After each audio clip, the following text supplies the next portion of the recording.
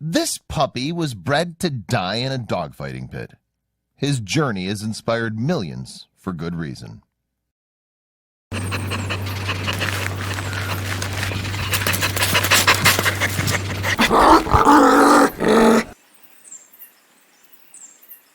Humans and dogs have had a close connection since the dawn of civilization.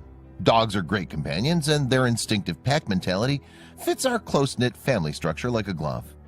It's no wonder then that the world has witnessed wonderful tales of warm-hearted dogs. One dog's life, however, went beyond tugging at the heartstrings to reach heights of inspiration we can guarantee you've never seen. Get ready to see what years of abuse made one dog do once he was adopted into his forever home. As close as dogs have been to humans for the past 10,000 years or so, some people have exploited man's best friend in repulsive ways, and dogfighting is probably chief among them. It's an inhumane and illegal blood sport performed underground for entertainment and money. Participating dogs are abused and frequently killed. Victims include bait dogs, weaker dogs used to train and rile up fighters for battle. Bait dogs are usually cast aside to die, but sometimes they slip through the evil sport's grip. One such bait dog, Oogie, was rescued by police during a raid. Dogfighting is often associated with other illegal activities such as large-scale drug dealing operations. When police found Oogie, a Dogo Argentino or Argentinian Mastiff, was left bleeding to death in a cage to die with no food or water. He'd been attacked, bitten, and had his left ear completely torn off. The police brought him to a veterinarian, hoping that he could be saved. But Oogie ended up being the savior. Oogie was just a puppy. He'd undergone a lengthy operation to stop his bleeding and repair the massive damage done to his face and head. He somehow beat the odds and survived the ordeal. While Oogie was recovering, the Levin family was bringing their beloved cat to the same vet for what would be his last visit. The family's sadness was lightened by the appearance of Oogie as he was being walked as part of his post-operation therapy. Oogie's post-operation appearance was horrifying, as he was missing an ear and was all raw with scar tissue. His behavior, however, was that of a lively, energetic puppy.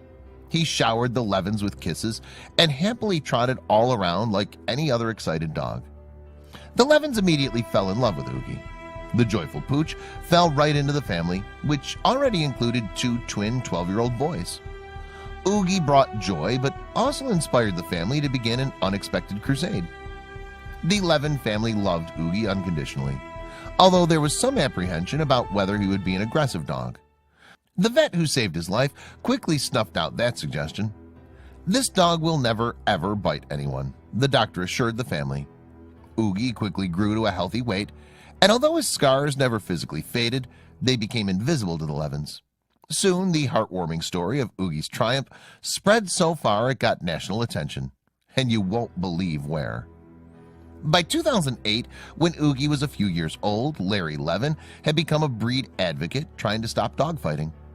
After providing some information to a dog rescue group about Oogie, he was contacted by producers of the Oprah Winfrey Show. They'd heard about the rescued bait dog and wanted to feature him on their Valentine's Day show. Oogie was a hit on the show, but what happened next started a whirlwind of exposure for the rescued dog. After appearing on Oprah, a literary agent approached Larry Levin about penning a memoir about Oogie. Levin had always wanted to write a book, was passionate about stopping dogfighting, and believed strongly that Oogie's story was an inspiration for all. Oogie's ordeal shows us that we can go through the worst imaginable experiences and come out the other side okay, Levin said. We can come out and find love on the other side. Levin's book came out in 2010, was a bestseller, and spurred the Levin family to more advocacy. The Levins became strong advocates for the bully breeds, which includes Oogie's breed, and for providing medical care to dogs injured in dogfighting. Because of the book's success, Oogie inspired many rescue fundraising efforts. Larry Levin spoke at numerous schools to motivate children to take up the anti-dogfighting cause. In Levin's presentations, children would learn the life lessons of Oogie's ordeal teaches us. But as time passed, Oogie's health and age reduced his ability to travel for the cause. The severe injuries Oogie sustained early in his life required him to have several additional surgeries later in his life. The scar tissue caused constant pain, so he underwent surgery to have some of it removed. As he entered his senior dog years, Oogie had to have additional surgeries for routine canine maladies involving his leg ligaments. All through this, he kept smiling, his lopsided smile, as a reminder to the Levins that life will throw us all kinds of curveballs, but we can weather them all with love.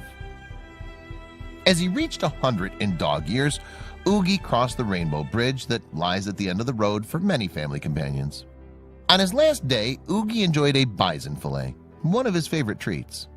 Larry put moisturizer on his crooked nose and eye drops in the eyes that could never close all the way, put his warm orange coat on him, and took him for a ride. In those last moments, he reminded Larry how blessed they both were. In the end, Levin wrote, "He kept our spirits up through the whole ordeal, but he's gone from us. He didn't suffer. We went through so much together, and I can't tell you how much he meant to me. He gave me the life I have. He brought me joy every single day for the last 12 years. Despite his death, he continues to inspire people across the globe." As Oogie's story and the ordeals of other rescue dogs are shared online. Even 2 years after his death, Oogie's Facebook fan page still attracts daily notes of love and remembrance. Drawings, favorite photographs, and other images are shared in this online memorial. Social media in general has become an outlet for people to share stories of inspiration similar to Oogie's. Twitter mentions and shares of YouTube videos spotlighting Oogie are everywhere you look. That lopsided face still brings a smile to many and has even inspired some to action. Oogie's life inspired Larry Levin, who was skeptical of the bully dogs, to become an advocate for the breed. Levin never wanted to spend his life advocating for dogs, but fell into it when Oogie took over his life in the best way. They fought against practices like dog baiting, raised money, and educated the public about this evil industry. Through exposure from the book and TV experiences, Oogie sparked a movement to root out dogfighting. The movement extended to the roughest places imaginable. This even involved telling Oogie's story in prisons, with the hopes that formerly incarcerated individuals would bring inspiration back to their neighborhoods where dogfighting still pervades. The dogfighting blood sport is born out of greed, just like many other crimes that plague our society. By showing the devastation that greed and underground criminal activity causes to innocent loving animals, the hope is that parolees will turn against this practice. The movement underlines that humans are the breed responsible for dogfighting. Oogie was not just a pit bull, but his breed shares some of the pit bull's traits: strong jaws, fast speed, and keen hunting ability. Oogie was initially feared by the Levins and many of the people who didn't know him. Many people have a strong fear and distrust of pit bulls, mastiffs, and other fighting dog breeds.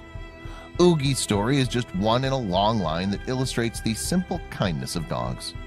Even after unspeakable horrors, they are many more times likely to lick your face than attack you. Tens of thousands of humans, on the other hand, will continue to stage dogfights for the lure of money.